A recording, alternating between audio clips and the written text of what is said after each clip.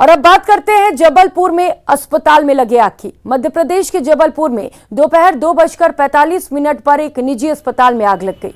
हादसे में 8 लोगों की मौत हो गई। इनमें 4 स्टाफ भी हैं। 8 की हालत फिलहाल गंभीर बनी हुई है। प्रशासन ने बताया कि 3 मंजिला न्यू लाइफ मल्टी स्पेशलिटी अस्पताल के एंट्रेंस पर जनरेटर में शॉर्ट सर्किट की वजह से यह हादसा हुआ। हादसे के वक्त अस्पताल में 35 लोग थे, इसीलिए आशंका जताई जा रही है कि मृतकों की संख्या और भी बढ़ सकती है। अस्पताल प्रबंधन का कोई बयान अभी तक सामने नहीं आया है। मध्य प्रदेश के मुख्यमंत्री शिवराज सिंह ने हादसे पर दुख जताया और मृतक के परिजनों को 5-5 लाख मुआवजा देने का ऐलान किया। वहीं हादसे के बारे में एक चश्मदीद महिला का कहना है कि लाइट गई तो जनरेटर चालू किया गया, चिंगारी निकली और धमाका हुआ। इसके बाद आग फैल गई। जनरेटर अस्पताल के मुख्य दरवाजे के करीब ही रखा था और आने जाने का एकमात्र रास्ता भी था। अस्पताल 3 मंजिला है, जिसमें बेड की संख्या 30 है। अस्पताल संचालकों के नाम डॉक्टर सुदेश पटेल, संतोष सोनी, निशांत गुप्ता और संजय पटेल है। उधर गोवा में अवैध बार केस में दिल्ली हाईकोर्ट ने कांग्रेस नेताओं को समन भेजा। अवैध बार में बेटी जोइश का नाम आने के बाद केंद्रीय मंत्री स्मृति ईरानी ने कोर्ट में केस दायर किया था। दिल्ली हाईकोर्ट ने जयराम रमेश, पवन खेड़ा और नेटा डिसूजा को समन जारी किया है। जोइश पर आरोप लगाने वाले सभी ट्वीट डिलीट किए गए। जस्टिस मिनी पुष्कन की सिंगल जज बेंच ने कहा कि 18 अगस्त तक इन तीनों नेताओं को अपने जवाब दाखिल करने हैं। कोर्ट ने कहा कि स्मृति की बेटी जेश के खिलाफ तथ्यों की जांच किए बिना आरोप लगाए गए। इससे स्मृति की छवि को भी नुकसान पहुंचा है। कोर्ट ने यह भी कहा कि ईरानी को कभी भी कोई लाइसेंस जारी नहीं किया गया था। 24 जुलाई को स्मृति ने कांग्रेस और उसके 3 नेताओं के खिलाफ 2 करोड़ की मानहानि का केस दर्ज किया था। दरअसल ये मामला तब शुरू हुआ था जब कांग्रेस ने आरोप लगाया कि स्मृति ईरानी की बेटी जोइश ईरानी गोवा में सिली सेल्स कैफे और बार नाम से जो रेस्टोरेंट चलाती हैं, उसका लाइसेंस अवैध है।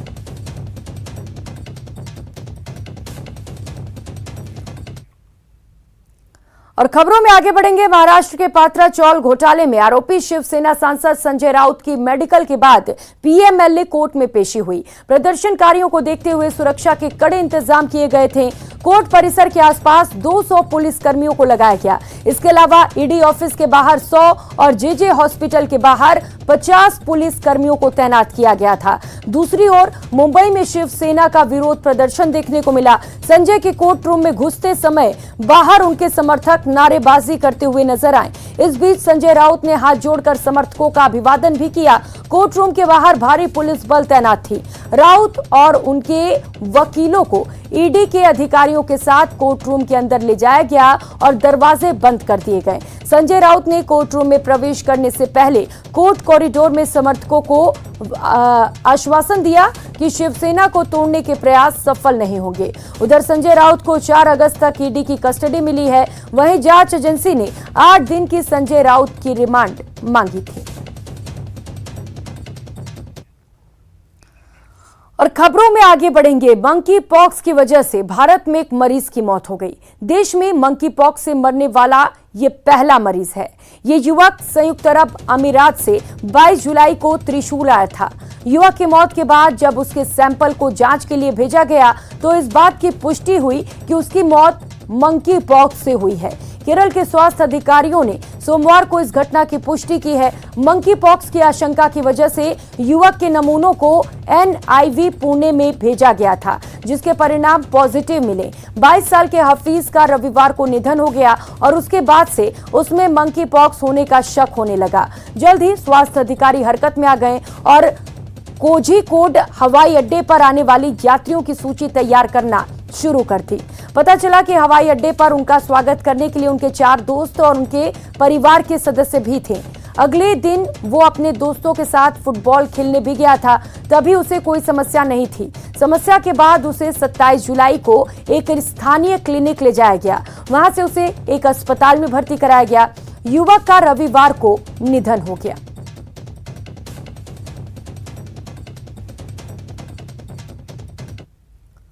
उधर बाढ़ और बारिश का पहाड़ से लेकर मैदान तक प्रहार दिख रहा है। ऊंचाई वाले इलाकों में पहाड़ दरक रहे हैं, जगह जगह मुश्किलों का अंबार दिख रहा है तो मैदान पर पानी अपना कहर दिखा रहा है। हर तरफ पानी से परेशानी नजर आ रही है। तस्वीरें जम्मू, हिमाचल, उत्तर प्रदेश, राजस्थान और उत्तराखंड की हैं।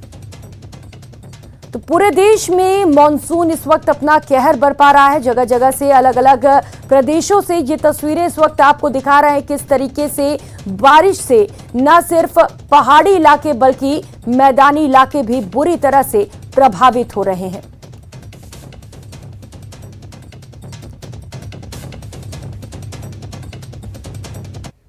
वहीं उत्तराखंड में बारिश के बाद पहाड़ टूटने की घटना सामने आई। वहीं उत्तरकाशी में सड़क पर मलबा आने की वजह से रास्ता बंद हो गया, जिसमें स्कूल के बच्चे फंस गए।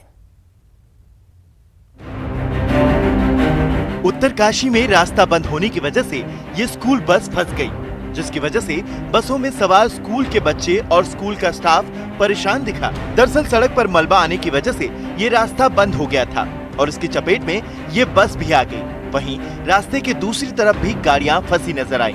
जिले में भारी बारिश और पहाड़ टूटने की वजह से 18 रास्ते बंद हो गए, जिसकी वजह से इन इलाकों में रहने वालों का एक दूसरे से संपर्क टूट गया।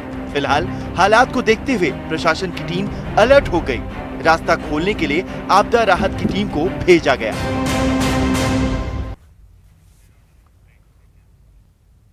ब्रेक के बाद आप सभी का स्वागत है। खबरों में आगे बढ़ेंगे। देश की सबसे बड़ी डिजिटल सेवा प्रदाता कंपनी जियो ने 5G स्पेक्ट्रम के लिए सबसे अधिक बोली लगाई है। भारत में अब तक की सबसे बड़ी स्पेक्ट्रम नीलामी की प्रक्रिया सोमवार को खत्म हो गई, जिसमें करीब 1,50,173 करोड़ रुपए की बोलियां लगाई गई। लेकिन पूरी नीलामी प्रक्रिया में जियो सबसे अव्वल रहा। जियो ने 20 साल के लिए करीब 88,078 करोड़ रुपए की बोली लगाई। जियो ने कई बैंड्स में स्पेक्ट्रम का अधिग्रहण किया, जिससे जियो पूरे देश में 5G सेवाओं को बेहतर तरीके से देने में सक्षम होगा। इस मौके पर रिलायंस जियो के चेयरमैन आकाश अंबानी ने कहा कि जियो भारत के 5G युग के अगुवाई के महत्वाकांक्षी और मजबूत संकल्प के साथ तैयार है।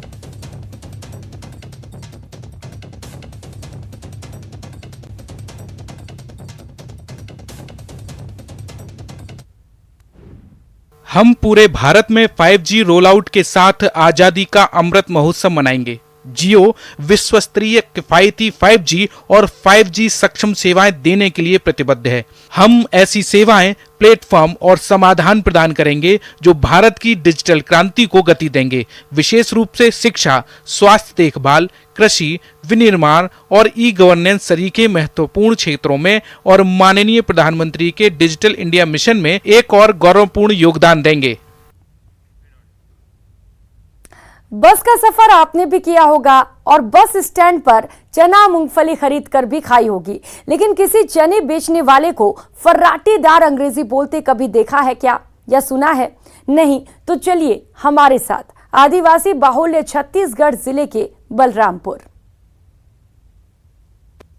Sisters, uncles, aunties and gentlemen, I am your well-known DL who is presenting you a fresh, green and healthy giving gram. बोली जुदा, स्टाइल जुदा। I am your friend Devlakhan Gupta who is welcoming you at this beautiful place with hot and tasty gram. लेकिन ना तो ये तस्वीर 7 समंदर पार के किसी शहर की और ना ही ये हिंदुस्तान की कोई मेट्रो सिटी है, तो इस लाइसेंसी दुकान से यानी यहाँ से केवल 10 रुपए का चना लीजिए, बल्कि यह है धान के कटोरे छत्तीसगढ़ के आदिवासी बाहुल्य जिले बलरामपुर के राजपुर बस स्टैंड की तस्वीर, जहां इसी अंदाज में देवलखन गुप्ता अपने ग्राम यानी कि चने की बिक्री करते हैं। फर्राटेदार अंग्रेजी में देवलखन चने की खूबियां और उसके खाने के फायदे सब गिनाते हैं और साथ साथ गारंटी भी देते हैं। देवलखन बीते 30 सालों से चना बेचने का काम कर रहे हैं। हालांकि ऐसा नहीं कि इनके पास कोई ऊंची डिग्री है और मजबूरी में ये काम उन्होंने अपनाया है, बल्कि 10वीं पास देवलखन को अंग्रेजी सीखने का शौक था। पहले टूटी फूटी अंग्रेजी बोलते, लेकिन दोस्तों ने उसमें सुधार कराया और अब देखिए अंग्रेजी के मास्टर भी बस सुनते रह जाएंगे। Satna, Bhilai and Maharashtra. Thank you. वैसे देवलखन का चना बेचने का अंदाज वाकई जुदा है। माइक और स्पीकर के जरिए वो चने की बिक्री तो कर ही रहे हैं, साथ ही लोगों को फर्राटेदार अंग्रेजी बोलकर हैरान भी कर रहे हैं, क्योंकि आज भी हिंदुस्तान की बड़ी आबादी किसी सामान्य व्यक्ति को फर्राटेदार अंग्रेजी बोलता देख चक्कर में जरूर पड़ जाती है।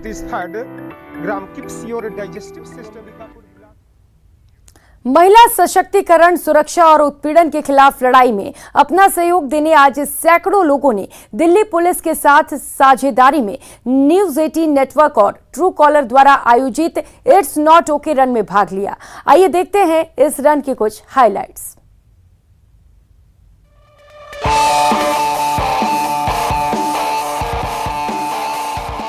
न्यूज 18 नेटवर्क और ट्रू कॉलर ने दिल्ली पुलिस के साथ साझेदारी में राष्ट्रीय राजधानी में रन टू एम्पावर का आयोजन किया, जहां धावकों ने इट्स नॉट ओके कॉज के लिए दौड़ लगाई। मुख्य अतिथि के रूप में केंद्रीय पर्यावरण मंत्री भूपेंद्र यादव के साथ ये रन इस उत्पीड़न विरोधी अभियान call it out because it's not okay का हिस्सा रही। एम्पावरिंग का अर्थ है इक्वल अपॉर्चुनिटी। इक्वल अपॉर्चुनिटी ज्यादा महत्वपूर्ण है और सिक्योरिटी तो चाहिए ही चाहिए, लेकिन सिक्योरिटी से ऊपर का जो स्टेप है डिग्निटी चाहिए। इस दौड़ को दिल्ली के विशेष पुलिस आयुक्त कानून और व्यवस्था सागरप्रीत हुड्डा ने झंडा दिखाकर रवाना किया और इसमें दिल्ली पुलिस के 50 कर्मियों ने भाग भी लिया।